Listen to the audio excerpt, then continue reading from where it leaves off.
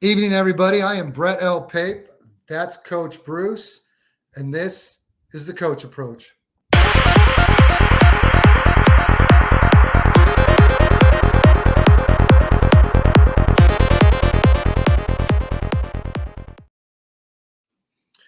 What's up, Coach? How you doing today? Well, if I was any better, I'd be you, man. We're talking football. How much better could we There be? you go. It's been a week, man. We did have a Sunday show this week, but we missed last Wednesday with me traveling out to Nashville. And I'll tell you what, I'd never been to Nashville, but apparently you're supposed to be hungover every time after every day you're there. That would make sense. I've never been either, man. My mom's been, and a bunch of people from my family have been. I've got family that actually lives out there, and everybody says it's an absolute blast. Oh, it's a So, lot of fun. And you get in there and you got DraftKings, which has a nice bar on the Broadway. Have every game on a Sunday. It was definitely a pretty fun experience. So definitely would do it again. I love you, country music guy, man. You hit all the bars or what?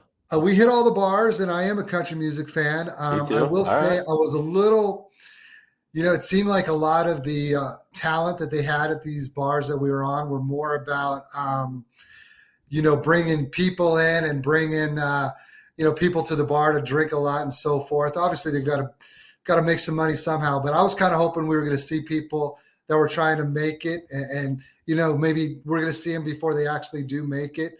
But it was a lot more of people trying to put on a show, and you know what I mean. I mean, it was Yeah, no, more I about get it. almost karaoke taking requests.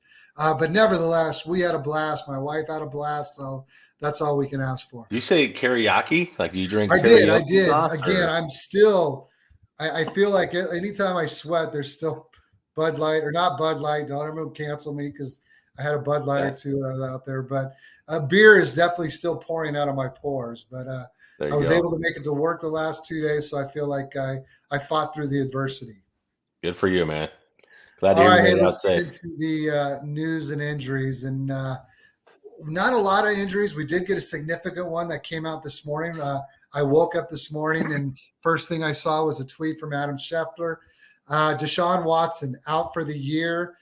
He's been struggling with a shoulder injury for the last few weeks. A lot of people, especially on Twitter or X or whatever you want to call it, we're going, does this guy really want to play? Because he's medically cleared, but he sat the game out anyways.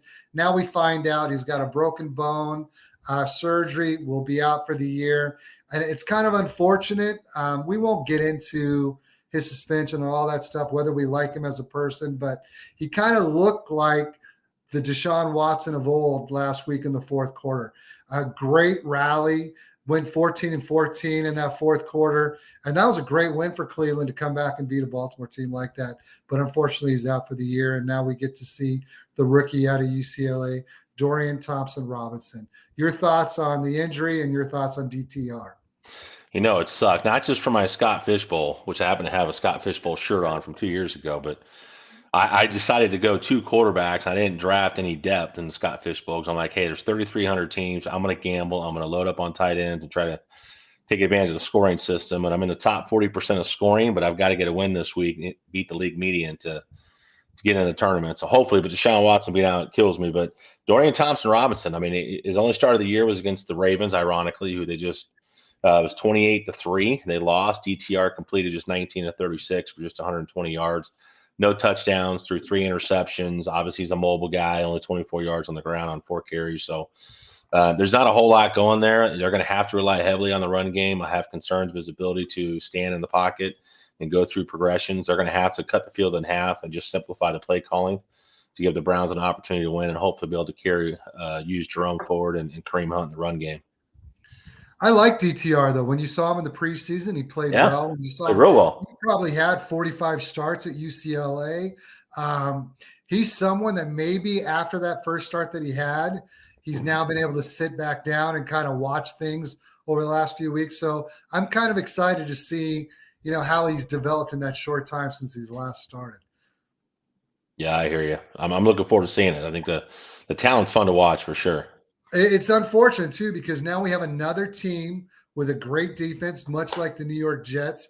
But because of an injury to a quarterback, we don't know if this could be the end of the season for them as far as making a strong, long playoff run. Yeah. So would you take DTR or would you take Zach Wilson? Both good defenses. Both have a good offensive line. There's a lot of similarities there. So you make the joke about the Jets, and it made me think. I'm like, well, who would you rather have, Zach Wilson or DTR in that situation, right? That's a tough one for me. I think I would still go with Zach, and unfortunately, I'm probably going to be burned. In fact, in a league, I'm in the high school that I graduated from. There's a bunch of us. They call it the Legends League. Not sure how I got in there, but regardless, I drafted Daniel Jones, Derek Carr, and a couple. I went. It's a one quarterback league, so I focused on other positions for much of the draft, and then got those two guys late. Now I'm sitting here trying to fit in a quarterback because Derek Carr's out this week. We'll talk about Derek Carr in a minute. Yeah. The only guy available was Zach Wilson and DeVito. Tommy DeVito. All I think about is Danny. But I went with Zach Wilson, so we'll see if he can get me a win this week. But I don't like either of the options if we're talking fantasy. Let's move on to our next news item. It was actually our first one, but I kind of wanted to get right into Deshaun Watson. And that's Bills fire offensive coordinator Ken Dorsey. Comes after a game in which they lost on a last-second field goal by the Denver Broncos. You kind of wonder why the special teams coordinator isn't fired, because the reason why they lost is they had 12 men on the field. Denver misses the field goal. They get another shot at it. They make it, and Buffalo moves out of the playoff contention as it currently stands because of that loss. So no more Ken Dorsey. Joe Brady's now the OC. Brady's a former coordinator for the Carolina Panthers. Also was the coordinator for LSU in the national championship and Heisman Trophy winning season for Joe Burrow. So that's where we're at right now. Your thoughts on it, and from your memory, what does Joe Brady bring us? Well, he brings obviously the vertical passing game. He loves to attack the field vertically. He likes play action. He likes to put people and players on the defensive side of the ball in conflict. And I think he's got a quarterback that hopefully can make those adjustments. And I think what's weird about this whole thing is just the way it's all developed. It's like, to your point, Josh Allen's not having a great year. And if Josh Allen was the quarterback of I'll say the Dallas Cowboys, and I don't want to get too much into that, but he doesn't get the slack because of his ability to run the football. The reality, what is 11 interceptions and 3 or 4 fumbles? I mean, the guy's turning the ball over left and right. That's not on your offensive coordinator. You got to be able to protect the football. That's not going to change regardless of who the OC is. They've got to do a better job protecting the football. They got to do a better job of performing late in games, which in the beginning, that was what everybody loved about Josh Allen. It was his ability to make things happen off script, and you're just not seeing as much of that this year. He's still scoring from a fantasy perspective because of his legs, but from an offensive NFL scheme, there's a lot to uncover there. You got Dalton Kincaid, you've got Stephon Diggs, you got Gabe Davis, you got James Cook, who, by the way, fumbled twice, actually 3 times, recovered 2 of his own fumbles, so that could have been a lot worse situation. But Ken Dorsey's not responsible for any of that. Joe Brady doesn't make a difference there. It's about the guys in the huddle and on the field executing the game plan. Look, in my opinion, I'm not in the office. I don't know exactly what's going on, but I kind of feel like, because Josh Allen needed a fall guy, right? They needed a fall guy, and they also wanted to kind of, Josh Allen made it known when they lost the ball to New York Giants that, hey, let me have Dorsey. He's my quarterback coach. I like him. I feel like this is what we need. They did that, and he hasn't performed. We talked about 11 interceptions. He's only not thrown an interception in 2 of the games this year. Yeah. He has 3 lost fumbles. Man, they want him to take the onus and take control of this offense, and this is one way they're going to try and make him to do it. Josh Allen's not Joe Burrow, right? I mean, from a passing perspective, there were concerns about him coming out of Wyoming in terms of the accuracy and those things. So there's a lot to unravel there, and you just got to hope Joe Brady can pull some of that out of him and just be like, hey, be smart with the football, protect the football. Let's win football games. Let's control time of possession. We're a high-scoring team when we put things together, and let's figure this thing out. There's too much talent on that team not to have more success. I think I almost on our Sunday show almost called Denver winning. I had Denver losing 22-21. If it wasn't for the 12 men on the field, I was exactly right on the pick. Yep. But going into it, you saw they have not been playing well, and you saw Denver has been playing well. Hell, 3 weeks ago they beat Kansas City, so I wasn't surprised by the outcome. I'm just surprised by the fact that Buffalo, it almost seems like they're falling apart right in front of our eyes. They are. I mean, there's no other way to look at it. I mean, you're at 500. Now you're in a situation where you're trying to make the playoffs. It's not about being the AFC #1 seed. It's not about making a Super Bowl run right now. It's like, hey, it's literally, and it's cliche, it's 1 week at a time. We got to show up every week. We got to find a way to get a win, and we got to get back on a winning streak. And at the end of the day, that's where it's at. Yes, sir. Let's move on to our next injury. And this one isn't quite as significant. I'm sure it's significant to Derek Carr, but they do have a bye week this week. He is in concussion protocol. He also is still struggling with the right shoulder injury. But, I would be surprised if he's not back out there the following week after this week's bye. You saw a lot of people react to it. You saw what Jameis Winston did when he came in. So, maybe some would like Derek Carr not to return. What are your thoughts? You like what you saw from Jameis when he was in there? Yes and no. To me, it's, hey, in baseball, 30-30 is a great thing. In the NFL, it's not. And there was parts of that game with Jameis Winston, 13 of 25, barely over 50%, 122 yards, had 2 touchdowns, but also had 2 interceptions. That's what you get with Jameis Winston. To me, I like the Derek Carr. I don't think Jameis Winston handles the Taysom Hill situation as well as Derek Carr has. I think Jameis Winston's a guy that feels like he should always be on the field. So I have more comfort in relying more on what Taysom Hill brings in the red zone, third down situations. What he can do is that Swiss Army knife along with Derek Carr than I do with Jameis Winston. And that's not a knock on Jameis Winston. Look, the reality is Jameis Winston should be an NFL starter somewhere. There's way too many starting quarterbacks in the NFL right now that aren't getting it done and should not be starters. I just think for this Minnesota team with the receiving core they have and the weapons they have on offense, give me the guy that's got a higher completion percentage and has a better track record protecting the football. Yeah, the Saints. Yeah. Yeah. Okay. Good. All right. Because we'll talk about the Vikings if you want to talk about the Vikings. And the Vikings suffered an injury to their #1 running back. They lost Cam Akers 2 weeks ago. Now they have Alexander Madison left the game with a concussion. He's going to be in protocol all week, but usually what we have seen, other than Brock Purdy this year, is that when a guy goes in protocol, he doesn't come back the very next week. So I don't expect him to play this week. That's why you saw a lot of people talking about Tyson Chandler and the waiver wires.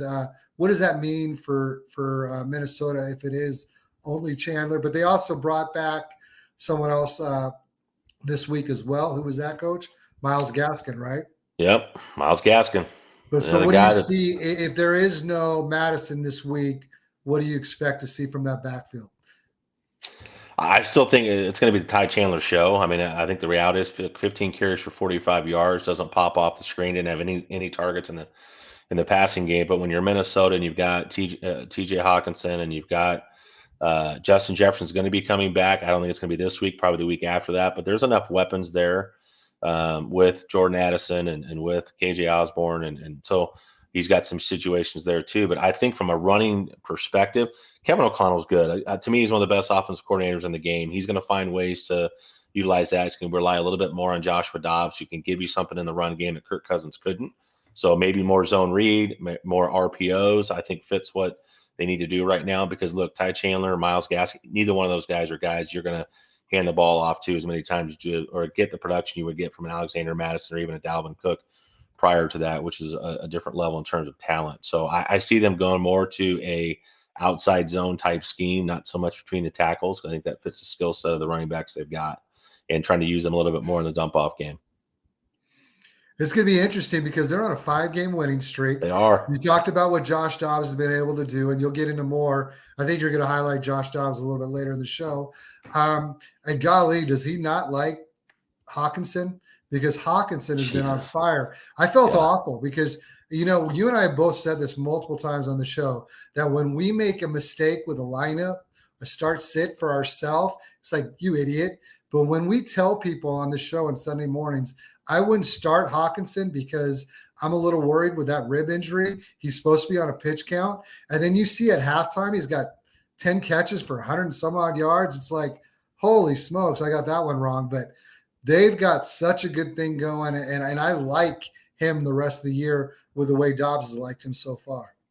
Hey, I mean, 30.4 PPR points last week. He's got 20.8 in week 8, 13 point. I mean, he's 21.7 PPR points per game. He's a tight end one from weeks 8 through 10.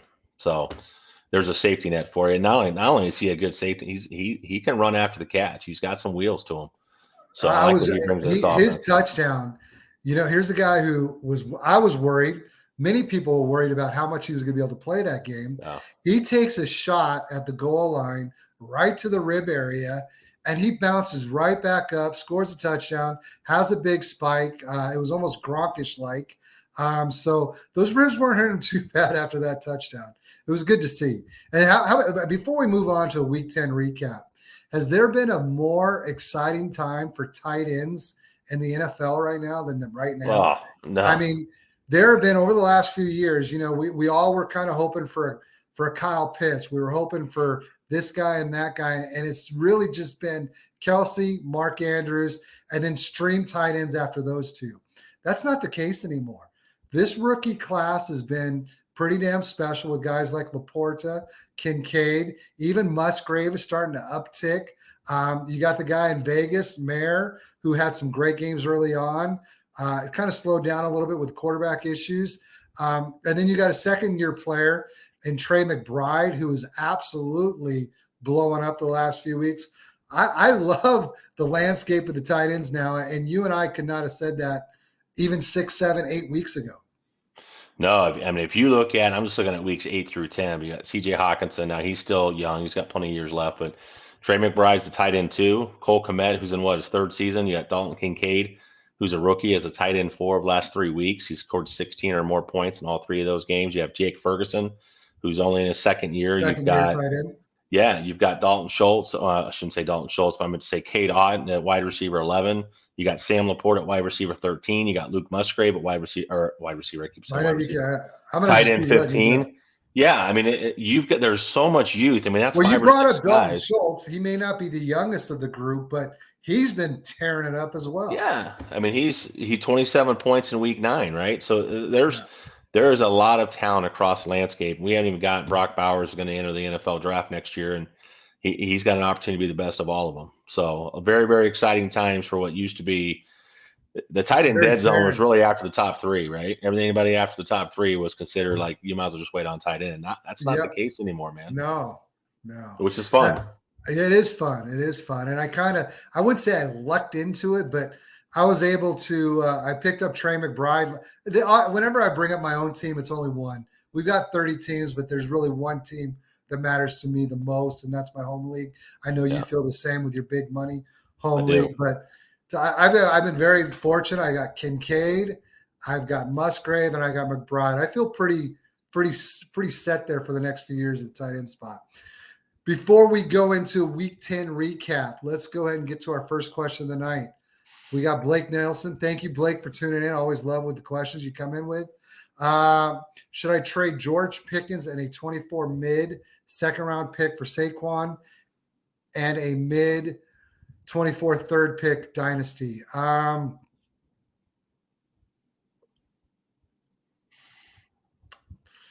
I worry about Saquon. I don't think this trade is that far off. That offense, he's going to get volume this year. He got volume last week.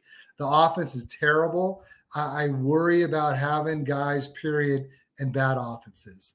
You look at the situation in Carolina. A lot of people have been excited about how Chuba Hubbard is kind of taken over and, Miles Sanders. And yet that's a terrible offense, and neither one of them are scoring any points.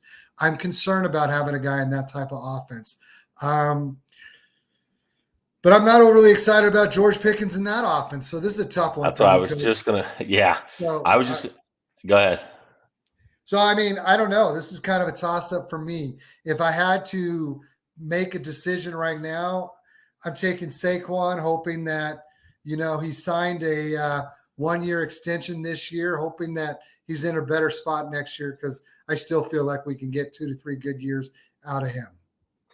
Yeah, it's funny because you make the comment about Saquon and how bad that offense is. Obviously, with Tommy DeVito, and now you've got the Daniel Jones situation. Who's going to be the quarterback next year? Well, right now, I think the projections have the New York Giants with the top 3 picks. They probably are going to reset at the quarterback position, assuming Marvin Harrison is part of those top 3 picks. But you look at the Steelers now. How high are we on Kenny Pickett and the Matt Canada offense right now? Right, they're relying on Najee Harris and Jalen Warren and Deontay Johnson, and Pat Freiermuth is now coming back. Was even worse for George Pickens. So you talk about a guy, and I like George Pickens' talent coming out. There's question marks about catching the ball against his body.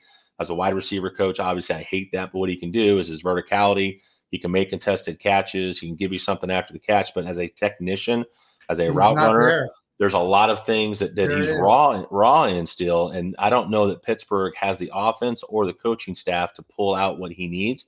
So I have concerns about George Pickens long-term too in that offense, as long as Kenny Pickett is there and Deontay Johnson's there and Jalen Warren, and on and on and on and on. He's going to be the third or fourth option in that offense. So I probably would lean Saquon. I know he's getting that age apex. I get that, but at least with Saquon, you're going to get probably 20 to 25 touches per game. And if they have to go to the passing game, Saquon's going to give you some catches in the receiving game too. So I just don't see it with Pittsburgh, but it's really hard because the ageism, if you're an ageist in fantasy, or dynasty, which a lot of guys are, George Pickens automatically, because Saquon Barkley's got the injuries. He's getting close to that age 27 apex and blah, blah, blah. I'm like, hey, I look at everything in a 3-year window. Barkley, look, there's not a lot of tread on those tires over the last 3 years because of the amount of games he's missed. So I still would probably lean Saquon Barkley. I will take the talent there at a running back position that, it's hard to find those guys that are true volume guys, and Saquon's one of them. It took a while for us to get there, but we're in agreement. We're going to go with Barkley in the 3rd round pick. Thank you so much, Blake. Send some more. We're always excited. We'd rather talk about your guys' decisions than talking about the games that we saw last week. But that's what we're going to go to right now. So let's get into the Week 10 recap. We've already talked briefly about it, so we're not going to probably spend too much time. But that Broncos upsetting the Bills, I mean, you got to talk about the game. I think one of the things that impressed me the most is that there is significant progress with that Denver team. You saw that. And first and foremost, I don't know if I'm ready to say that Russell Wilson is cooking, but I am willing to say that he's playing more. Say that again. He's in the kitchen, not in the doghouse. So he's at least in the kitchen. He's definitely there. And they feel more comfortable about the offense. He seems to feel he's more okay playing a 12 for 19 type of game as far as passing and completions and so forth. They look much more comfortable as a team. I think good things, or at least better things, are coming for Denver. And we couldn't have said that 3 or 4 weeks ago. Yeah, I think this is part of this is the Sean Payton effect. Part of this is Javonte Williams getting healthy. Part of this is Cortland Sutton's finally being used the way that he should be. And Jerry Jeudy. Yeah, Jerry Jeudy hasn't hit his stretch yet. You still have Greg Dulcich out. So there are some things in Denver to be excited about from an offensive standpoint. So Josh Allen, we talked about this earlier, but 15 of 26, 177 yards, 1 touchdown, 2 interceptions. Gabe Davis was your leading receiver with 56 yards receiving, which tells you what kind of night Stephon Diggs had. So they have got to. We talked about this early in the season with Dallas and how you got to get CeeDee Lamb the ball more, which we're seeing them do now. But now it's like in Buffalo, like, how are you not making sure Stephon Diggs, we're scheming him to get 10-plus targets per game? The number of receptions and yards and touchdowns he gets after that is all based off opportunity and ability to catch the ball. But you've got to get guys like that to football. So there's some concerns in Buffalo right now. Oh, there's definite concerns. I mean, the biggest concern I have is just simply they have just, in a lot of ways, it looks like when they talk about their team, it's like, well, we have Josh Allen. They haven't addressed a lot of the issues that they have up front on both sides of the ball. They haven't addressed a lot of their defensive issues. They were able to get a cornerback from Green Bay, Douglas, I believe. Sorry, I'm blanking real quick. Again, still on like a 6-day bender, so I'm trying to come back from that. But with that being said, they're going to need a heck of a lot more help for Josh as things continue to progress. Yeah, what's crazy about this too is Buffalo. If you looked at the stats and you just looked at the team stats, you said, okay, Bills have 369 total yards to 300 for Denver. Passing yards were pretty much even. Rushing yards, Bills had 192 to 122. Yards per play, Bills were 7.1, Broncos 4.2. You look at that, but the Bills only ran 52 plays. The Broncos ran 71. So even though the yardage was the same and the yards per play, was not good. The total plays that Denver was able to run to keep Buffalo's offense off the field was a big part of that. It's just lack of execution in critical moments for Buffalo right now. All right, I guess we'll leave Buffalo alone for the rest of the night. Let's move on to our next game. Lions 41, Chargers 38. One of my favorite questions that we got right on Sunday morning was someone said, hey, which game is going to produce the most fireworks as it relates to fantasy football? And this game certainly did that. You had the Lions having 2 running backs. You got 125 yards rushing for David Montgomery, his first game back. He's got a 75-yard touchdown. You've got Gibbs coming in with 14 carries for 77 yards, 2 touchdowns. It was great to see Gibbs. If you are a fantasy manager and you have Gibbs on your team, you've got to be excited about seeing Gibbs getting goal line touches, because that was a big concern heading into the year when you got a guy like Montgomery. He's never going to get the goal line work, kind of like what we saw with Swift last year when he had Jamal Williams back there. But that's not the case. They're giving both of them multiple shots, and you got to love it. So then we got to look at also offensively for good old Detroit. Look at what Amon-Ra St. Brown continues to do week in, week out.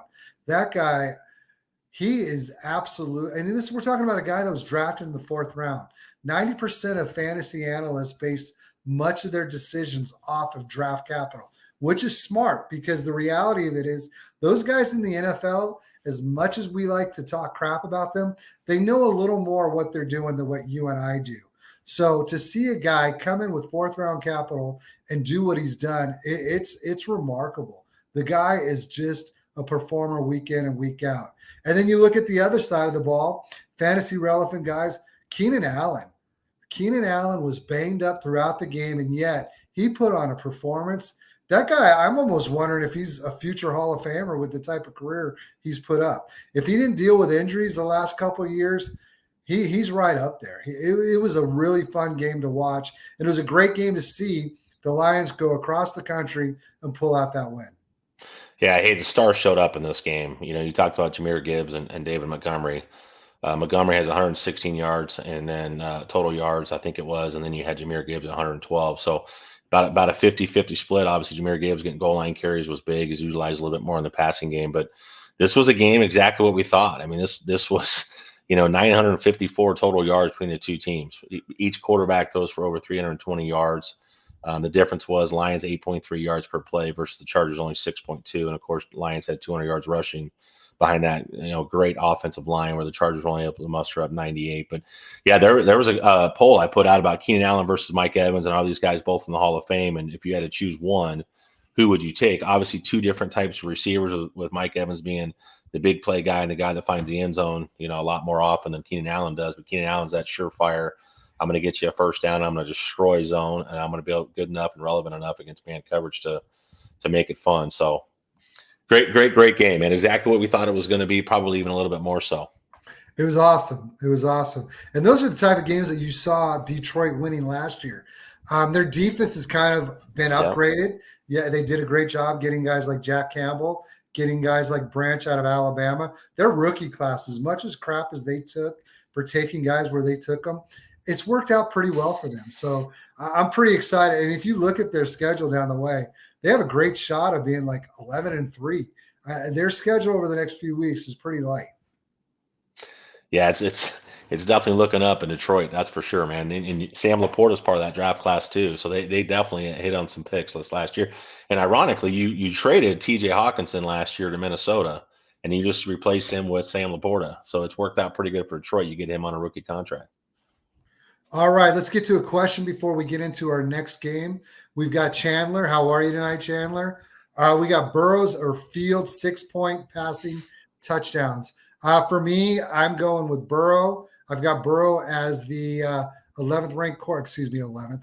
I got Burrow as the 7th quarterback this week, and I've got Fields a little further down. I got him at 14. Are you good with that call there, Coach? Burrow over Fields?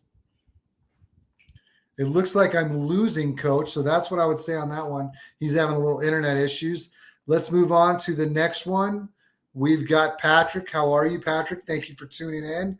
Hey, guys, start Burrow or Murray 4-point I've got Burrow there as well, but it's real close. I got Burrow quarterback 9 for 4 point, and I've got Murray for quarterback 10. So, I mean, you can almost flip a coin, but I'm good with Burrow in that spot. Let's move on to Dylan. We've got Dylan here. Dylan, redraft offer. Trade Andrews, Mixon, and James Cook for Bijan. That would leave you with Pollard, Mixon, and Cook.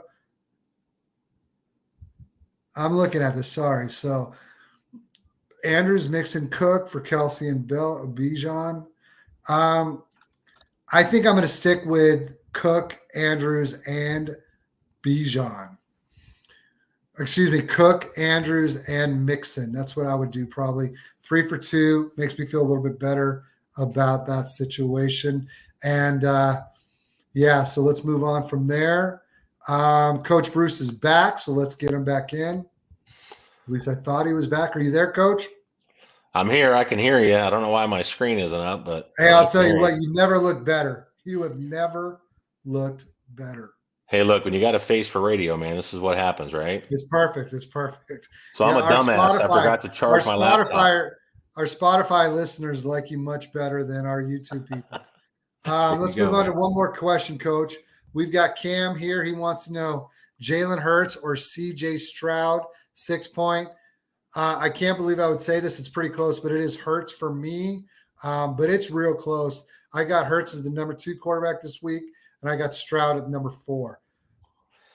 Yeah, I've got Jalen Hurts at number 2, right behind Mahomes, right behind Mahomes this week. But I think Jalen Hurts is the guy that the upside. It's not a great matchup with Kansas City, but what Jalen Hurts can give you a week off. That gives him 2 weeks to prepare for Kansas City. He's coming off the knee. I get it, but he's still effective. Shit, he's good for 2 tush-push touchdowns, right? So say that again, Coach. He's good for 2 tush-push touchdowns. Say that 10 times. You would think so. You would think so. My dogs always want to come in the room with me, and then halfway through the show, they're going, all right, let me out. So they apparently don't like the show. There you go. All right, hey, let's get back. I think we hit all the questions. Let's get to our next game we're going to break down, and that is Browns 33, Ravens 31. Again, this game almost – I wouldn't say it's insignificant now, but if the Browns aren't able to do anything the rest of the year because of their quarterback issues, this win wasn't as big of a deal, but it was a hell of a win to watch. And it was kind of, everyone talks about the Ravens need to find a way to get that killer instinct and finish off games, and they weren't able to do it in this one.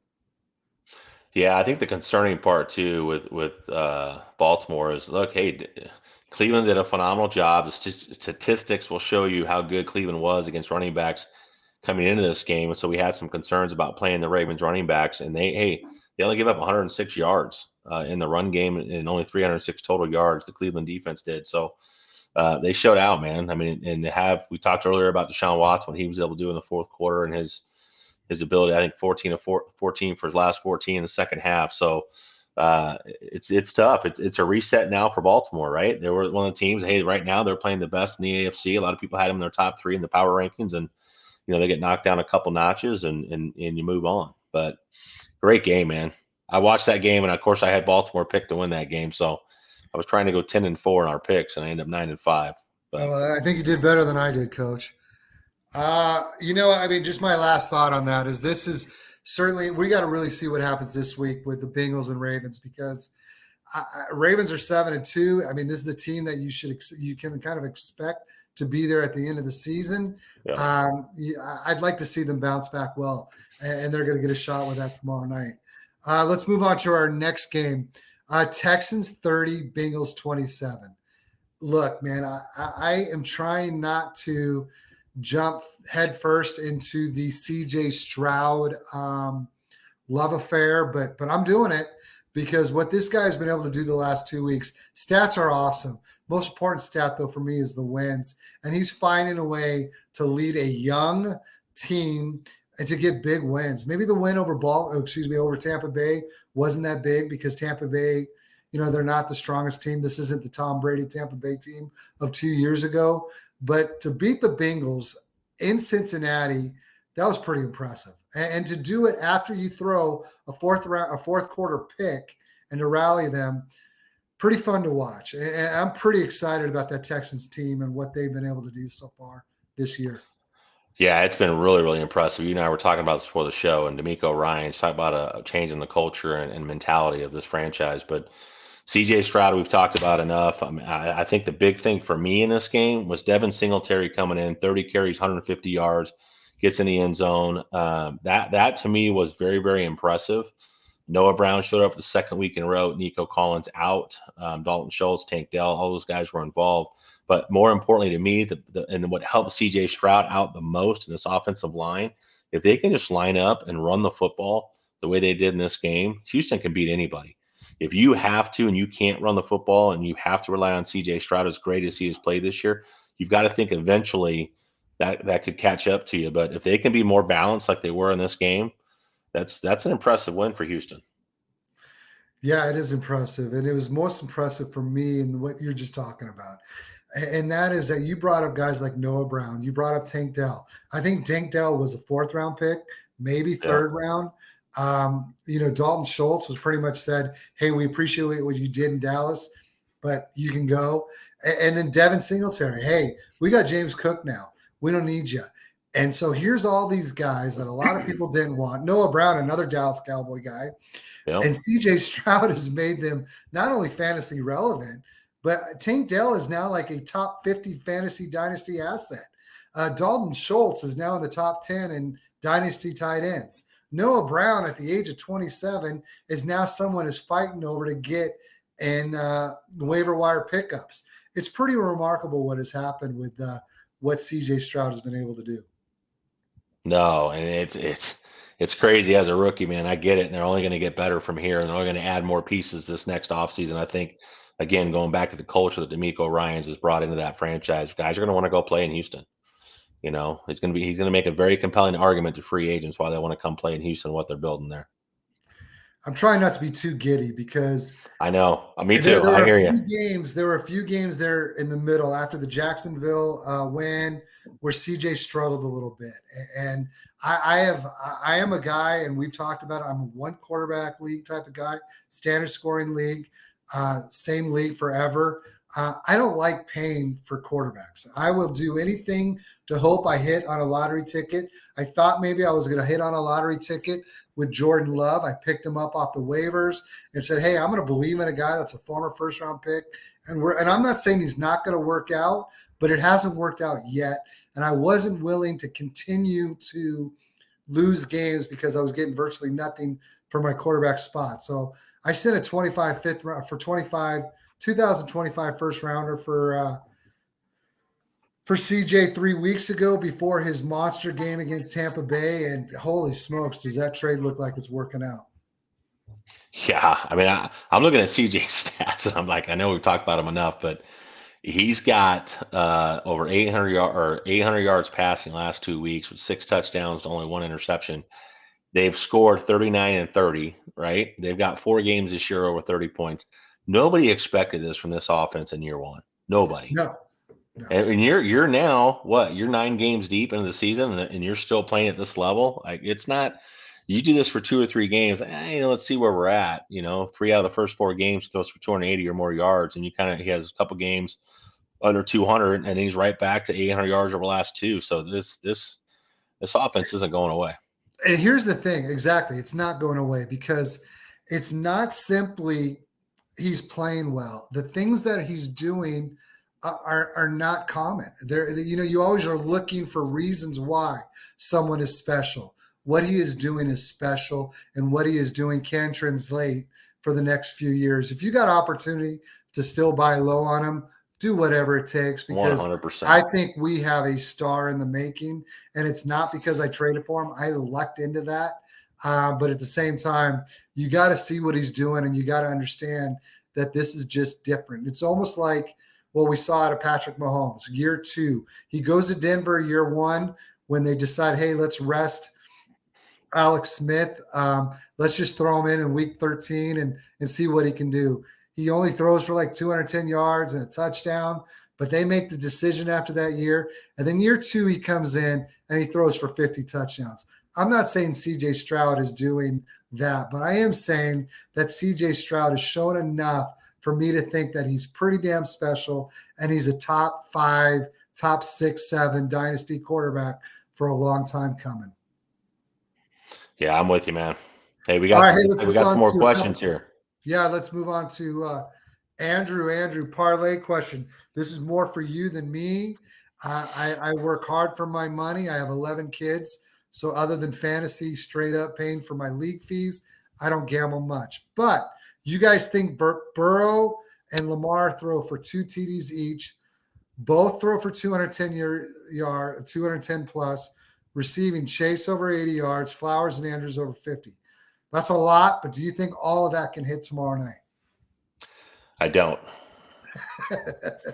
I don't. And I feel like Andrew's got a balloon and you just walked up and popped it. Well, hey, we're here for the people, right? There you go. I think when you look at Lamar throwing for 2 touchdowns tomorrow night, I'm looking at matchups right now. So Lamar Jackson's got Cincinnati.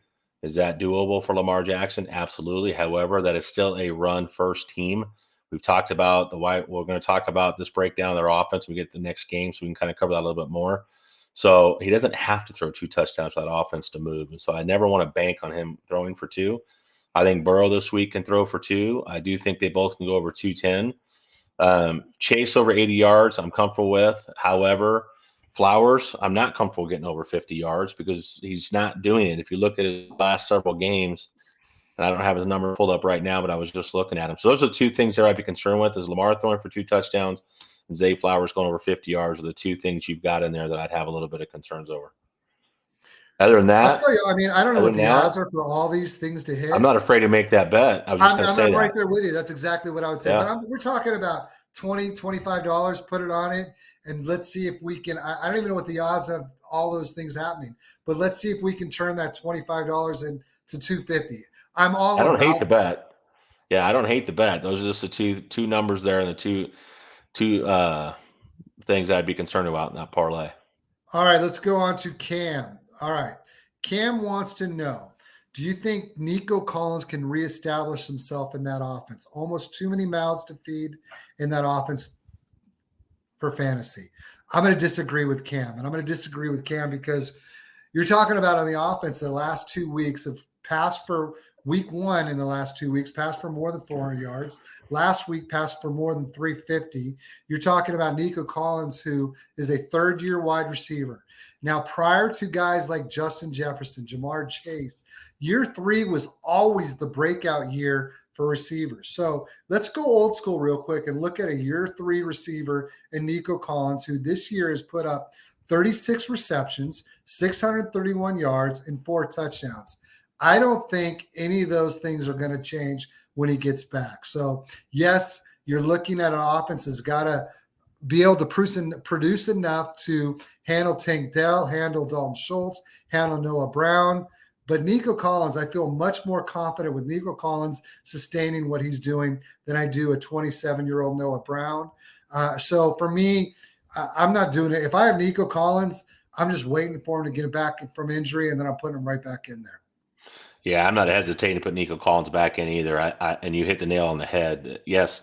And I think, Cam's, it's a great question because I think when you talk about a player that can't offer the start that Nico Collins did this year and that CJ Stroud has done, the connection those guys made through camp and, of course, early in the season, I'm going to rely on that. I'm going to rely on the fact that Nico Collins is the wide receiver 1 in this offense. What I'm not going to rely on is Noah Brown going for 140, 150 yards every week with Nico Collins out. So Noah Brown takes the biggest hit there. I think Dalton Schultz is who he is. I think every week you're going to see consistent play there.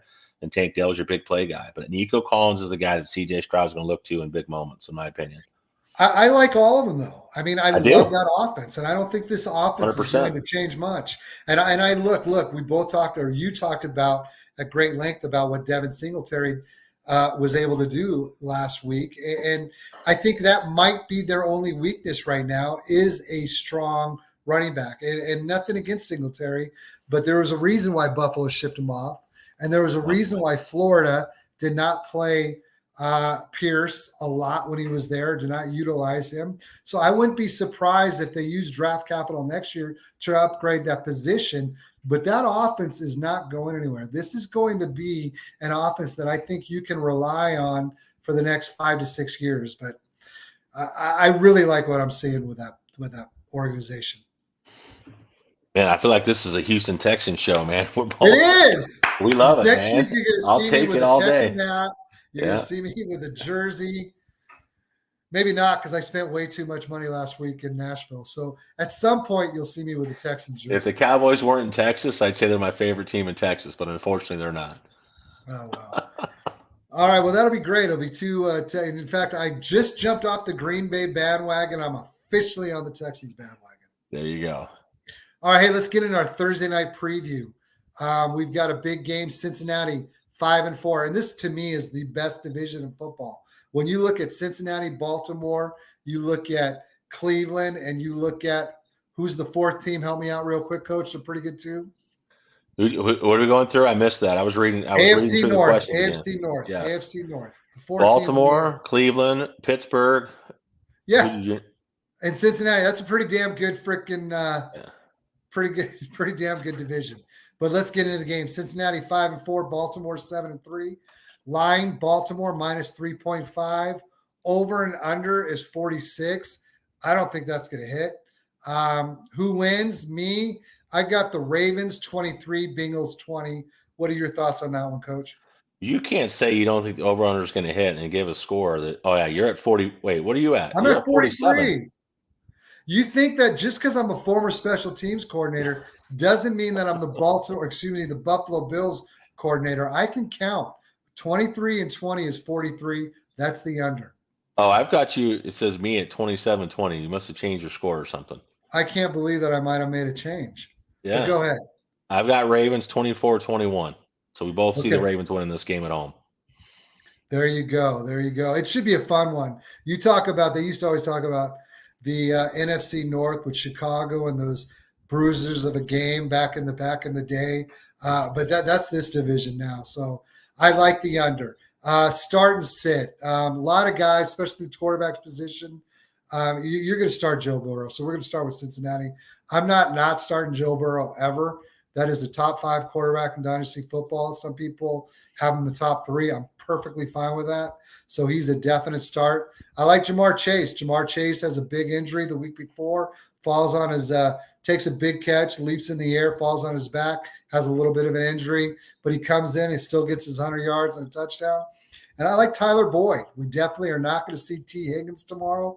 Tyler Boyd last week had 8 catches for 117 yards. Should have had a 9th one. That would have been a touchdown. That would have never given the Texans an opportunity, or at least it would have only meant the Texans would have had to score a touchdown instead of a field goal. So there are my starts for Baltimore, for Cincinnati. For Baltimore, I like Lamar Jackson for the same reason, even though I've said he's probably more of a quarterback too. He's not a top 12 quarterback as far as what he's producing right now, but I'm still starting Lamar Jackson, and I'm starting both their running backs. Keaton Mitchell has gone. We'll get into his stats later because I talk about him a little bit later, but I like Keaton Mitchell this week because mostly, Harbaugh came out and without even being asked about it, said, we're going to find more ways to get Mitchell involved. I like Gus Edwards. I still feel like he is the short yardage, the most of the first down, second down, even third down. He's their lead back. So I like him. And you always got to like Mark Andrews. Sits, this might surprise people. Joe Mixon. I feel like Baltimore is going to take Joe Mixon out. I just don't like Joe Mixon this week. If you have Joe Mixon, if you have to play him, I have no issue with you playing him. I probably will play him if I had him, but the reality is I don't like him this week. And Irv Smith. I don't think Irv Smith's someone that you need to play this week, especially when we just finished talking about 15, 20 minutes ago about how great this tight end class is. Not this tight end class, but the tight ends in general are this year. So if I'm not playing Irv Smith. And for Baltimore, I'm not starting any of the receivers. It's funny. Zay Flowers is still the number 2 rookie as far as receiving yards gained this year, but it just hasn't happened over the last few weeks. You still can't trust Odell to do much. And golly, Bateman might be my biggest miss of all time. I love Bateman, Rashad Bateman. coming out of Minnesota, You and me but it both. just happens. So those are my start and sits. Your thoughts? Anything that you would change on that, Coach? Yeah, I don't hate the Joe Mixon because what Baltimore's done against the run. If you look at last week against the Houston run defense, he didn't play well there either, even with his 14 touches. So I get that. Herb Smith, I think, is an obvious sit for me. I think Gus Edwards and Keaton Mitchell, I think they both get in the end zone this week, which is why I'm a little hesitant to give Lamar Jackson multiple touchdown passes. I think they rely on the run. I think there's an opportunity there for him, and I think you want to keep the Cincinnati offense off the field. So I do see them going back to a little bit more of a run offense, because they've been a little more balanced this year in Baltimore. And then I think it's crazy, man, is Zay Flowers, right? If you look at the first three of the first 5 games, he had more than 10 targets. He hasn't seen 10 targets since they played Pittsburgh back in week 5. And he's 10, 11 grabs in the last 3 games, but man, the yardage is like barely 100 yards. It is. I'm getting a little worried about year. If we're being honest, I'm getting, and listen, I love his talent, but to me, he's almost feeling a lot like, again, I'm going to do my best to remember his name, but help me out. The kid that went to the Jets, everyone loved, then got traded to Cleveland. Elijah Moore. I see a little bit that in him, and I worry about him being a true wide receiver 1 in fantasy, or even a true wide receiver 2 in fantasy. Is he just a gadget guy? I hope I'm wrong, but just what I've seen the last few weeks makes me a little concerned about his ability to be a true wide receiver 1. Yeah, I think he's a type of guy that fits in an offense that really wants to run a spread style offense. It's the hitches. It's what offense he would look great in? Screen game. What's that? The Texans. You know what? You're right. And a lot of people are going to say, well, Kansas City. Well, shoot, Kansas City's had enough of those guys. They don't need another one. But yeah, Texans. Yeah, I mean, look at Tank Dell. I mean, that's the exact type of role he would probably play in that offense. So he's a guy that's got some wiggle after the catch, but it just seems like Baltimore struggled to put him in situations that take advantage of his talents, and he's not creating the separation I think that we thought he would. So I feel like he's got more of a complete route tree coming to the NFL than I think many people thought that he did. I like this film. I like his prospect profile. But man, it just hasn't transferred to the NFL yet on a consistent basis. Right. Well, for me, it's almost a situation when we're talking about the system isn't fitting. And, Baltimore has not produced a top fantasy receiver in a hell of a long time. And it doesn't look like they're going to do that anytime soon. Yeah. All right. Hey, let's move on to risers and fallers. Risers and fallers, we'll let you go first, Coach. Again, these are guys that, if you looked at their dynasty value or even redraft value over the last couple of weeks, they are rising. So these are guys that we like right now. So who's your first one, Coach? Yeah, so Dak Prescott. I mean, early in the year, it was concerns. Mike McCarthy offense going from Kellen Moore, who consistently put top 5 offenses together. They started out the season kind of slow, almost like they wanted to make him a game manager type quarterback. So he was a faller, I think, after the first 3 or 4 weeks for me. And now they're seeing them open up the offense. They're using CeeDee Lamb as a true wide receiver 1. They still haven't been able to get the running game going, but Dak's QB1 in fantasy points scored over the last 3 weeks at 32.1 points per game. He's completed 72.7% of his passes for over 1,000 yards, 11 touchdowns, plus he's got a rushing touchdown during that span. He leads the NFL with a 70.7% completion rate on the season, just 6 interceptions, but he's projecting about 11. And if you remember the comment he made before the year started, and he said, I will not have 10 interceptions this season. Now, unfortunately, he had 3 against San Francisco. You take that game away, he's sitting there with only 3 interceptions on the year. Obviously, it doesn't work that way. You got to count those. But Dak Prescott is playing, and he's got Carolina this week. He's got a decent schedule the next 3 or 4 games, so would not be surprised to see that run continue. I'll tell you what, he's been pretty impressive. He looks so good this last week. These look so good the last 3 weeks. But I actually watched that Giants game. It was the only game that I was able to see in the hotel that my wife and I had after 4 days in good old Nashville. But yeah, and I love the way they are force feeding CeeDee Lamb, and I'm all for that. 100%. All right, let's go to Royer real quick. Let's get into his start. He's got 4 running backs to choose from. So first running back, Isaiah Pacheco, I'm starting. Then we're going to go down to. Is it just which one do I start? I know which three. So who doesn't he Okay. start? I'm guessing that it's going to be Connor that we're not going to start. Hey, one news item we didn't bring up. Sorry to cut you off, Royer, but one news item we didn't bring up is that Carter today, the running back for the New York Michael Carter, Jets. yep. Michael Carter is now an Arizona Cardinal. Don't necessarily know what that's going to mean for this week, but I do know this. That really hurts the guy that everyone was using out of TCU. I'm blanking on the name. Who's the running back that when Connor wasn't out? Thank you. That's who it really hurts. If you spent money, which I'm one of the guys, to get that guy, I think Carter's going to pretty much be the number 2 back there for a while. So, but from those three, I'm not playing Connor. Yeah, I'm not playing Connor. I don't think it's a great matchup for Pacheco either, but I would go James Conner there too. And look, I think it's a great fit for Michael Carter in Arizona. Connor is more of a physical style. He can give you something in the receiving game. He's got, he's always had great hands for a running back. He's a natural athlete, but I think Michael Carter, what he does in the passing game is a little bit more electric than what James Conner gives you. So I think unfortunately, there's going to be some touches there in the passing game, third down work that Michael Carter will probably take away from James Conner, so the Cardinals can keep him healthy throughout the rest of the season. But yeah, I would agree with you there. That's probably who I would sit as well. Even though I just got done saying don't play Mixon. All right, let's move on to my first riser. And my first riser is Keaton Mitchell. The biggest thing that excited me was the fact that Harbaugh making a point to take time out of an interview or take time for a press conference to just say, hey, we need to get him more involved in the offense. The last 2 weeks, he's only got 12 carries, but he's turned those 12 carries into 174 yards, 2 touchdowns.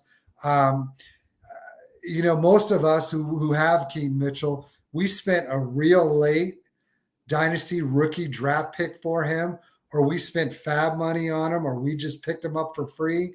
That guy, he's someone that you got to look out and go out and get if you still can. I like what we've seen. And the small running backs, the guys like Devon Achane, they're proving that they can handle it and they can do it. So I'm all about Keaton Mitchell. He's definitely a riser for me. Yeah, I love the call there. I'm a big Keaton Mitchell guy, and it's funny you mentioned Devon Achane. There's been a lot of comparisons between Keaton Mitchell. Don't expect that type of production with Keaton Mitchell because I don't think he's the talent that Devon Achane is, but we can certainly expect that type of usage, hopefully, that you saw with Devon Achane get early. I think the more games that Baltimore plays, the more you're going to see Keaton Mitchell get involved. I think you have to get him more involved. All right, let's actually move on to Brandon. I don't know if he sent us $2. I'm not sure what this $2 is, but if he sent it, thank you. I'm going to pick up some donuts on the way to work tomorrow. I'm guessing what running backs, wide receivers should I target if I'm trading Mahomes? Brandon, can you quickly tell me super flexed or one quarterback? I will say this, if it's one quarterback, the value is a little less than it is in super flex. But one quarterback, I'm shooting for the moon. We're talking about Patrick frickin' Mahomes. And yes, his stats have not lived up to the quarterback one ranking that most people have on him throughout the year, but it doesn't change the perception of who Patrick Mahomes is. So I think it's one quarterback. If it's one quarterback, man, shoot for the moon. Do the best that you can. Go find some list of people that you trust as far as running backs, rankings, and just go right off the list and work your way down. A guy off the top of my list is I'd look to see if you can trade Mahomes for Javonte Williams. Coach, you have any thoughts? Yeah, I was thinking Breece Hall. I mean, I think if you can get a younger running back that gives you opportunities in the passing game. Now, I don't know the scoring format, half PPR, full PPR, but I want pass catching running backs. They tend to be a little bit more durable. And I like the upside in the passing game that they can give you too. So I'd be looking for a Breece Hall. I'd get the Javonte Williams. Devon Achane is a guy that we just talked about. I'm guessing this is probably redraft, but I don't know for sure. Yeah, I was going to ask that. And if it's redraft, which is I kind of saved vanilla there with the answer because I was like, hey, these guys would work for either or because you're getting Achane back and what he can do the rest of the season. But I'm looking at Dynasty. Those are guys that come to mind if you're talking about – did he ask about wide receivers too or just running backs? He did ask about wide receivers. Yeah, I mean it's Patrick Mahomes. So I'm even in a one quarterback league. I'm trying to get CeeDee Lamb. I'm trying to get Yeah, Jamar Chase. I'm trying to get Puka Nakua. I'm trying to get guys like that. Not so much Puka, but to Brett's right. point is you're trying to get every league sets its own uh, economy of what they think players are worth, and so it's easy for us to say, hey, start out at the top of the list and then work your way down and see who bites. I would like to send trade offers to each player or in that league and see, hey, if the player teams that need a quarterback, what are you willing to give up for Patrick Mahomes? And start, but do that with multiple different players in your league. I've never been a fan of just sending one offer to one guy. I'm trying to send 3 or 4 and see if I can't drive that market value up. And look, I'm always about being honest, and say, hey, look, I've got an offer on the table right now. It's a little bit stronger than yours. You want to come back and counter with something a little bit stronger? I'm willing to listen to it and see what you can get. So I it's say, all like about we it's both all said, about the market in your league. It's Patrick Mahomes. Shoot for the moon So, and then yeah. continue to work your way down. All right, Dame Walker, what cheap running backs would you try to get as a playoff depth? Squad is Allen, Jacobs, Bijan, Tyreek. First guy that popped in my head when you talk about cheap running backs is see what you can do to get a guy like Jalen Warren. Jalen Warren would be the first one I think of. You got any other ideas? Trying to read through the question. What cheap running backs should you try to get as playoff depth? 12 team PPR, 7-3 squad, Allen Jacobs, Bajan, Tyreek. So he's already Looks got. like he's got Charbonnet. I'll tell you what, I like Charbonnet going down for the rest of the year. But Yeah, we talk about cheap running backs, right? I mean, that if he's looking for running back depth, I'm looking through here. As far there's a lot of guys that are out on Rashad White. I will still take that volume that he's getting. You might find a fantasy manager that says, yeah, the touches are there, but the efficiency is not. Granted, he just came off a game where he broke a long touchdown run, but you've also got guys like Jerome Ford, who's still RB22. I still like Jerome Jerome Ford, Ford. yep, He's a yep, I younger love that guy. one. Like the upside there. I think you mentioned Jalen Warren already. So those are guys right there. And then Chuba Hubbard, he's RB32, and that's a guy right now that's taken over that backfield in Carolina. So there's an opportunity there rest of season 2 for the playoffs. There is. You hope that offense gets better though, because we Yep. saw him put up a goose egg last week. But this is one of those situations we talked about Barkley. A bad offense, it doesn't matter how good the guy is that you're trying to get if that offense can't move the sticks. And hey, do Here this. we And go. I didn't mention this, but I always look at what weeks are your playoffs and look at the schedules and strength of schedules for those weeks. Find teams that are not good in the against the run, give up a lot of fantasy points to running backs, and see if you can't leverage some of those guys we just talked about. Find out who's got the best schedule, and that's where I would start. All right. Hey, thank you so much, Dame Walker, and thank you so much for sending $2 to the wonderful organization we call Yards Per. Yeah. Let's move on to our next riser, Coach. I believe you're going first this week. So who's your next riser? I've got Joshua Dobbs. And let's talk about it. So 2 weeks ago, Jaron Hall goes down after the Vikings lose Kirk Cousins for the season. They go out, they make a trade with Arizona for Joshua Dobbs, comes in as the backup to Jaron Hall, and Jaron Hall gets hurt. After starting the game, I think it was like 7 of 8, so decent start. Enters the game with 0 first-team reps after coming over from the Cardinals. In that game, he completes 20 of 30 passes for 158, 2 touchdowns to beat Atlanta on the road. Comes back the next week. Now he's the full-time starter, gets a full week of practice, goes 23 of 34, 268 yards, and a touchdown to beat the New Orleans Saints 27-19, who many believe are a playoff team. He also scored a rushing touchdown in 4 straight games, which means his last 2 games in Arizona and his first 2 games in Minnesota, he's got rushing touchdowns. So for me, Joshua Dobbs, this guy could be a playoff winner and was available in some of Yahoo, ESPN. I don't want to say anything, about those leagues, but they're depending on that 10-team league. Sometimes Joshua Dobbs is a guy that you could have gotten out on the waiver wire. Crazy, which is kind of crazy, but 12 to 14 team leagues, people are going to have him. But Joshua Dobbs could be a league winner as a guy that you took off the waiver wire at the beginning of the year. How fun has he been? He's was a blast. And the personality and the attitude and the humbleness, I love all of it. Yeah, he's the best. And you look at the situation Cleveland's in. Remember, Cleveland's the team that traded him to Arizona at the start of the year because they loved what DTR did during the preseason. But I'm sure they would love to have Joshua Dobbs right now. We talked about it. I mean, how many starting quarterbacks there have been this year? I mean, there's a lot of teams out there that could use. And what's crazy? Oh, yeah. New York Jets, maybe? Yeah. Not to take this conversation to a weird place, but guys like Carson Wentz can't start, and he was what I can't remember what his record is as a starter, but his numbers are not terrible. But you've got guys God, what was the guy I'm trying to think of right now? You got Aiden O'Connell, you got Jaron Hall started the game, you got freaking Taylor Heineke. I mean, you can go through the list of guys that are getting starts at the end of Tommy DeVito, and you've got these other guys that are still sitting there that aren't even on a team right now. I mean, there's a lot of teams that could use Joshua Dobbs right now. Let's get into Andrew's question. Rest of the season, rank these guys running backs. This is not an easy question because I like all these guys the rest of the season. We're talking about Josh Jacobs. Let's look at what Josh Jacobs has done since the new coach has come in. They are going to, you're talking about a guy in Antonio Pierce, who is an old school football coach who wants to run it down your throat and play good defense. So I love Josh Jacobs.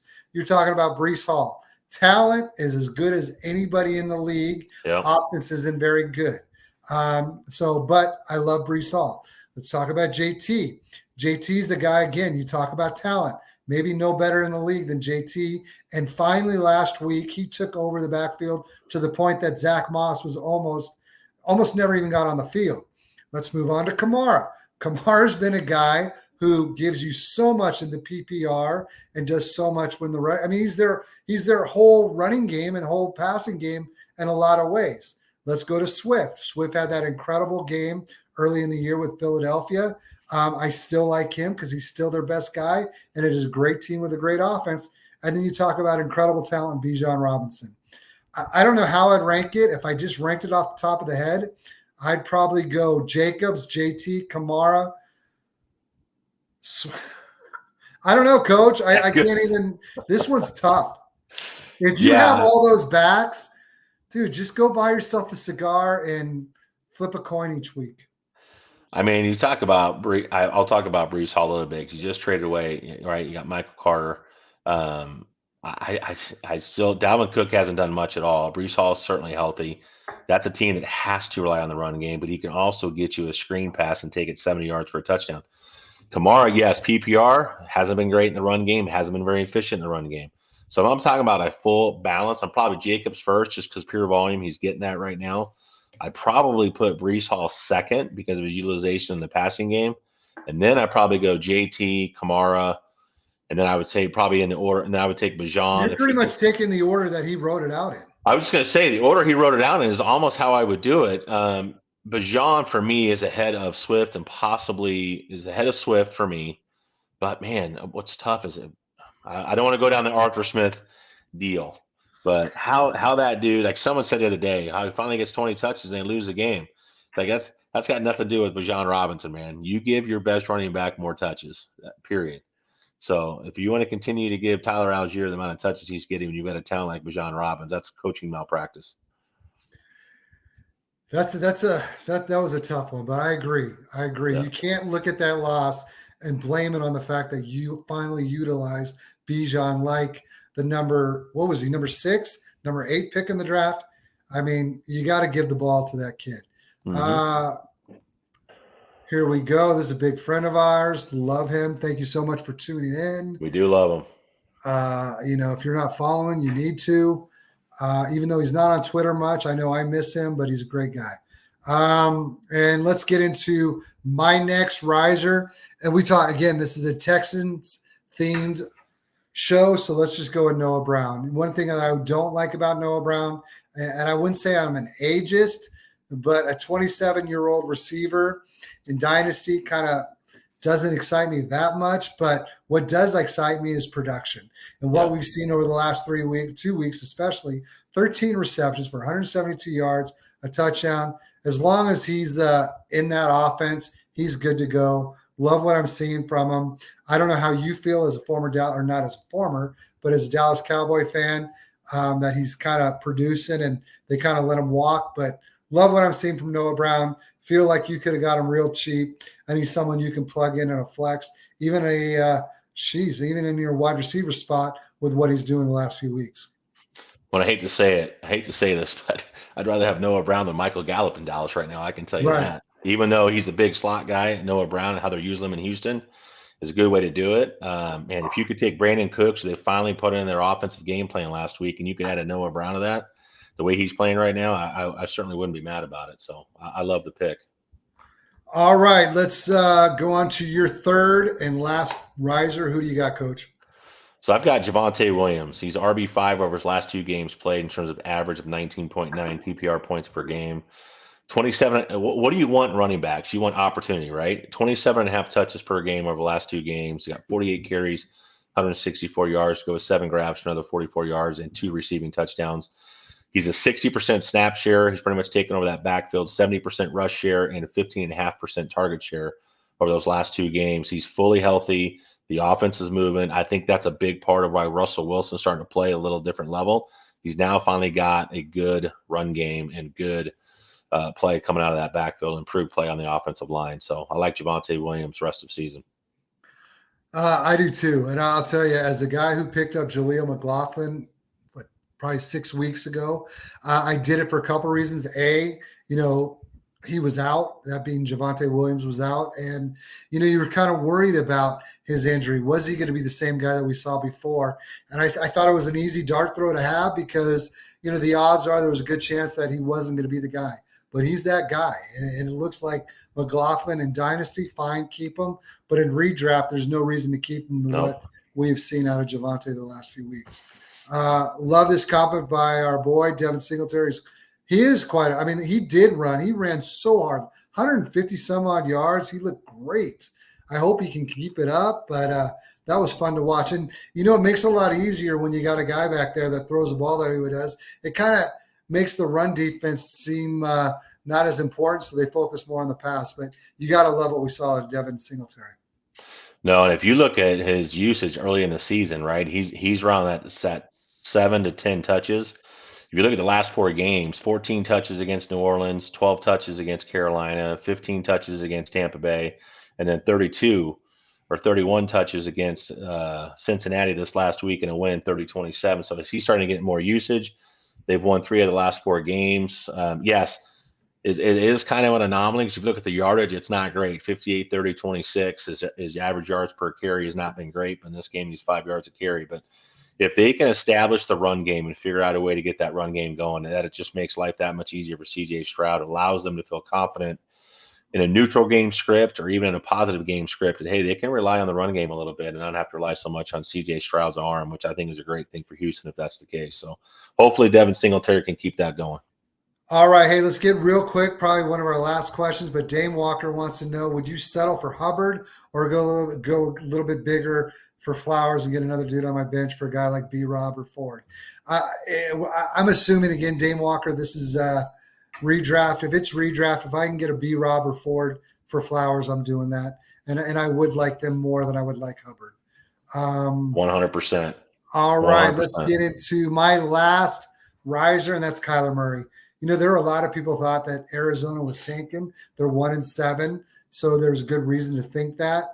A lot of people also wanted to know what the hell they were doing in trading Josh Dobbs. And what they were doing is they knew what was coming down the pipeline.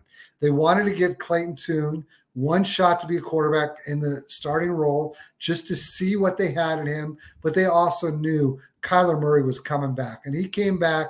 His stats weren't great. He completed 19 passes for 249 yards and an interception. But he also, what I was impressed with, he's coming off of an injury that was, coming off an injury that was an ACL injury, and yet you still saw the Kyler of old. There was one time where he, made everybody miss and made a great completion, and then he ran for 33 yards and a touchdown. I love Kyler Murray and what we saw, and I love him in Dynasty for the rest of the way. Yeah, hey, I'm with you, and I think the big thing about Kyler Murray is just the way that this offense can operate and how it makes everything else so much easier. And there was a mock draft I saw the other day that had, the 2 quarterbacks going 1 and 2, Caleb Williams, Drake May, and then of course at number 3 was a big offensive tackle. I can't remember his name right now off the top of my head for some reason. And then number 4, Penn State, yes, yeah, Marvin Harrison going to the Cardinals at 4. Now you get Marvin Harrison Jr., you got Trey McBride. Right, you start looking at this offense, you go, hey, Kyler Murray ends up in a pretty good situation for all the shit that a franchise has gone through under Cliff Kingsbury. So hopefully for Kyler Murray, it works out. I still don't think we see the MVP candidate Kyler Murray we saw a couple of years ago. I don't think he's a guy that's going to give you 800 yards rushing over the course of a season. I think he wants to be more of a pocket passer anyway. But the upside for Kyler Murray is tremendous. His ability to keep plays alive. Yep. I didn't believe much. I kind of bought into they're going to move on. Everyone's worried about his work ethic away from the field. Everyone's worried about the fact that he seems to like video games more than real film. But I think them making him a captain and them, they kind of just wanted to make sure he was fully healthy to bring him back. The Kyler Murray train has not been derailed whatsoever. Let's move on to followers. Here we go. Who's your first follower, Coach? So I've got Will Levis, QB 27 over the last 2 weeks with just 8.3 fantasy points per game. After being QB 6 in his first start when he threw for 4 touchdowns, I think 3 of those were to DeAndre Hopkins. Over that span, he's completed just 41 of 78 passes for only 52.5%. The yardage isn't bad at 461 yards, 230 a game over the last 2, but 2 interceptions and no touchdowns. Titans have only scored 22 points total in the last 2 games and losses to Tampa Bay and Pittsburgh. So I've got some concerns about Will Levis rest of season. Will Levis, he's a guy that, obviously they want to work because it would only be a second-round pick that they had to invest in to get that type of guy. But yes, it didn't look quite as good last week. But I still feel like he could be the guy, but he may not be someone that you can play in Dynasty or redraft at this current state. No. All right, moving on to my follower, we've got Tony Pollard. One of the things I got a league mate in my home league that has Tony Pollard, and he's obviously not been very happy with what he's been getting from him. But a lot of people forget he is coming off of a broken leg. And so what we've seen so far, he's got no touchdowns since week 1, hasn't rushed for more than 60 yards since week 3. He just hasn't been what we expected to see. So with that being said, you got to call him a faller because he's just not doing what you expected. If you were in redraft, you took him in the late first, early second. No. If you took him any later than that, you felt pretty lucky. So Tony Pollard is definitely a faller for me. Yeah, I hate to say it. I've been a big Pollard guy, and it took me a little bit longer than most to finally, concede that Zeke Elliott just didn't have it anymore, and Tony Pollard needed to be the feature guy. But at the same time, was very outspoken about him not being a 300-plus touch guy, and unfortunately, they're trying to make him that guy. His sweet spot's at 250 to 275. I just think the wear and tear of just being physical and having to run between the tackles and the type of offense that Mike McCarthy in the run game likes to run, it just has not been a great fit for Tony. All right, hey, let's move on to another question. We have got Gerald, Mixon or Warren. I love Warren, but I'm going to go with Mixon here. How about you, Coach? Well, we didn't like Mixon as a starter against the Ravens. I know, but I still like him over Warren. Where I'm going with that is, hey, you can not like him as a starter, but still like him in comparison to another player in another matchup, right? Right. I look at what Cleveland Browns did last week against that run game and just what they've done consistently throughout the year in that run game. It's very, very difficult for me to want to start any running back against the Cleveland Browns right now. As much as I like Jaylen Warren and what he's done recently, I'm not starting anybody against the Cleveland Browns run defense right now. So I'm taking Mixon against the Ravens as well. Okay, let's get to another one. We may not even get to the rest of our fallers, and that's okay. We always talk about them before the show. We'd rather be there for the peeps. Start Fields or Murray. That's Murray for me. Let's go to his next one. I'm sure it's Murray's for you as well, right? It's Murray for me, yep. All right. Keaton or Ridley? Keaton is I think Ridley's the floor play. Keaton's the ceiling play. So I would make the decision off of that. I think Keaton could give us something big. I think I would feel more comfortable starting Ridley, though. Yeah, I'm going to take guaranteed. I'm going to say guaranteed touches. That's not what I meant to say. But I think in the Jacksonville Jaguars offense, first of all, Trevor Lawrence is really struggling right now. So I've got some concerns there in the passing game. And that's another guy you could put down as a faller right now. So I would honestly probably lean Keaton Mitchell here because I think he's earned the right over the last 2 weeks, not only taking a pass to the touchdown and getting rushing touchdowns in big plays. I actually would trust Keaton Mitchell more than Calvin Ridley right now. I don't hate that because when you look at some of the tweets we saw today, and one of them was Justin Fields has 12 touchdowns or 11 touchdowns on the season passing, and you got Lawrence and Jacksonville with only 9. So I get that. I just, I've been so burned over the years of coach speak telling you, hey, we're going to get this guy more involved, and they actually don't. So until I see it, I'd still take Reedley over Keaton.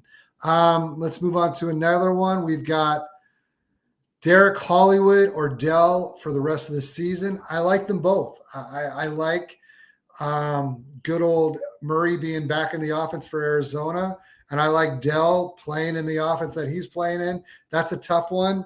If you're going to put a gun to my head, please don't, but I will take Dell. Yeah, we're going to differ on that one. Perfect. I get it. I think it's close. Yeah. I take Hollywood Brown for 2 reasons. I think he's the best receiver in that wide receiver room. Yep. And with Kyler Murray back, and then what Trey McBride can do to in the middle of the field allows Marquise Brown to have a little bit more room to operate in that deep to intermediate areas of the field. So, and you can still use him in the screen game too. They've got guys that can do that, but I think Marquise Brown is a guy that Kyler Murray is going to rely on a little bit more than what we saw last week, where Rondale Moore actually was the more targeted player last week. But I think it's Hollywood rest of the season. Well, I love how our boy thinks it's Dell, but whatever. We'll move on. Let's go back to another question for Derek. Send Tua and Hollywood or Dell and Josh? Send Tua plus Hollywood. All of that? Tua, Hollywood, Dell for Josh Allen? Give me Tua. I want Tua regardless. Yeah, looking to send Tua plus Marquise Brown and I think it's Hollywood or Dell for Josh Allen. So I'm sticking with Tua, Hollywood, and Dell. Whoever it would be, give me Tua over Josh Allen right now. And hey, I want to hit on that real quick too, because we talk about Josh Allen, but and there's also been some talk about Tua being a system guy, and you've got hey, nobody took anything away from Patrick Mahomes because he had Travis Kelce and Tyreek Hill. Why are we taking something away from Tua because he's got Tyreek Hill and Jalen Waddle? It doesn't make any sense to me. No. There's nothing that shows the guy can't produce. You can look at his Alabama. Okay. Offensive lines, NFL caliber. He's got great receivers, got great run game. He's never had to be the guy that you had to completely, totally rely on.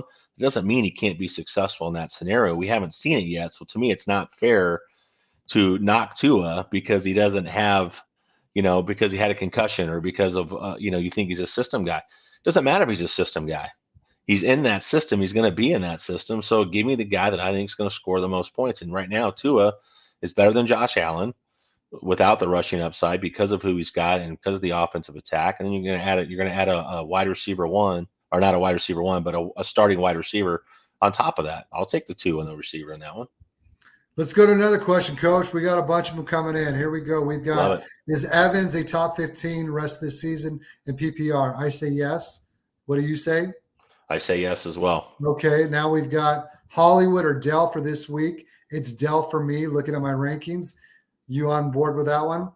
We're getting a lot of Hollywood and Dell. Yeah, I'll take Dell this week. Yep. All right, so here we go. How do you like these stashes? I would assume that's Jaden Reed of Green Bay, Michael Wilson. I don't know if you want me to compare the two. If you want me to compare the two, we saw Michael Wilson score a touchdown last week in his first week with Murray. We've seen Reed continually build up what he's been able to do with Jordan Love. Had 84 yards and a touchdown last year. I'm taking Reed over Wilson for the rest of the year. How about you, Coach? Yeah, I'm taking Jaden Reed too. I think better prospect profile. And as much as I like Michael Wilson, I just think Jaden Reed is a better receiver. Christian Watson, we talked, has not been a guy that's played at the level that he should have. It's been Romeo Dobbs, so I still like Jaden Reed over Michael Wilson too. And then I'm not sure exactly. It says Tua and Hollywood or Dell. I mean, give me Tua and Hollywood. But he kind of goes on and says Tua has the worst playoff schedule of any quarterback. I don't try and worry about that. I try and worry about better players. So for me, I'm playing Tua no matter the schedule. I think you can look at, and I said this earlier when somebody was talking about the running backs and who they should take, and I was talking about look at the playoff schedule and how those teams fare against running backs. And I think there's a time to look at it. But I think in this case, it's like, would you say the same thing about Patrick Mahomes? You wouldn't care who he's playing. And so for me with Tua, because of Mike McDaniel offense, you're getting Devon Achane back who can take a bubble screen from the running back position, take it to the house. You've got Tyreek Hill, you got Jalen Waddle. I don't care what his schedule is. Miami's offense is Miami's offense. So I have no problem riding Tua the rest of the year. All right, let me go to my second follower. Did you do your second follower yet? My second follower, I will do super quick. Saquon Barkley, RB18 over Perfect. the last 3 games, only 12.4 PPR per game. It's not his yards per carry that's a problem. The problem is the Giants have only scored 33 total points in the last 3 games. They're not in the red zone. They're 31st in scoring, 32nd in passing over the last 3 games, and only 68.7 yards passing during that time. Yes, 14th in rushing, but they're not getting in the red zone. They're not getting scoring opportunities. So I'm concerned about Saquon Barkley. All right, my next one is Rashawn Johnson. I think a lot of people expected when Khalil Herbert that he would take over the role, but he really hasn't done that. It's been Deontay Foreman. So far, what we've seen from Rashawn Johnson is 38 carries for 160 yards and only a touchdown. Now, granted, he did have a concussion issue himself, but Herbert is coming back soon. So Rashawn Johnson has not been what many thought he was going to be at this point. So for me, he's a faller for me. Who's your last faller? And then we'll get into these questions once we're done with our last faller for both of us. Yeah, my last one I touched on a little bit ago, Christian Watson, wide receiver 76 over the last 3 games, just 5.1 PPR points a game. He hasn't hit more than 6.3. He's seen 17 targets over that span, but only 6 catches for 93 yards, has not scored in the last 5 games played. I'm out on Christian Watson right now. Okay, then my last guy, Adam Thielen. He's a faller. I think we might see some positive play from him over the next few weeks with what came out today.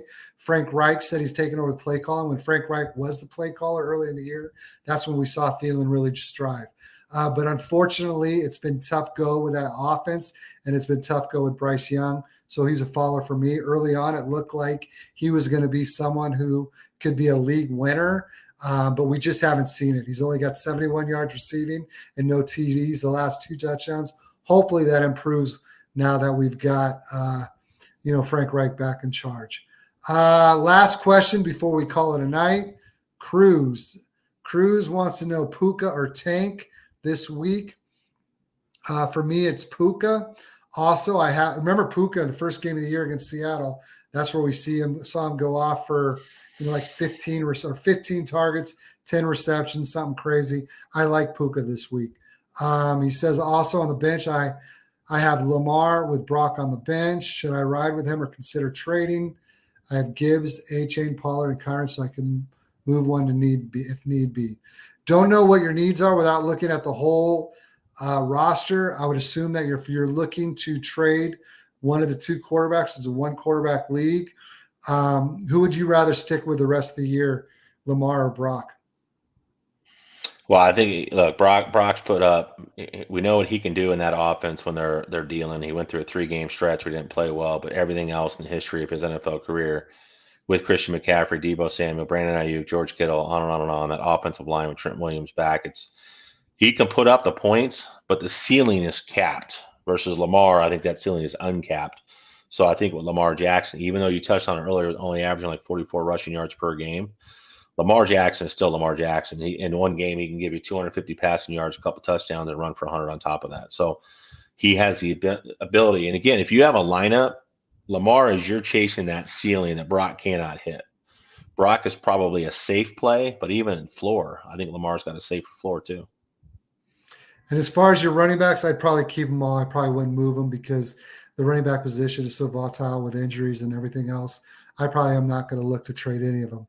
Hey, guys, I can't thank you enough. I know Coach Bruce would say the same thing. Love the questions. Love you guys tuning in. We'll be on 7:30 a.m. Pacific Standard Time Sunday morning with all your start and sit. And sure hope that you guys come in because we'd love to answer any questions you guys got. Coach, appreciate you as always. Hey, everybody, have a great night. Let us know how you guys did. Again, at Coach Bruce 122 on Twitter and at Brett L. Pape. We'd love to hear how your decisions went and how you guys did this week. Appreciate you guys and talk to you soon.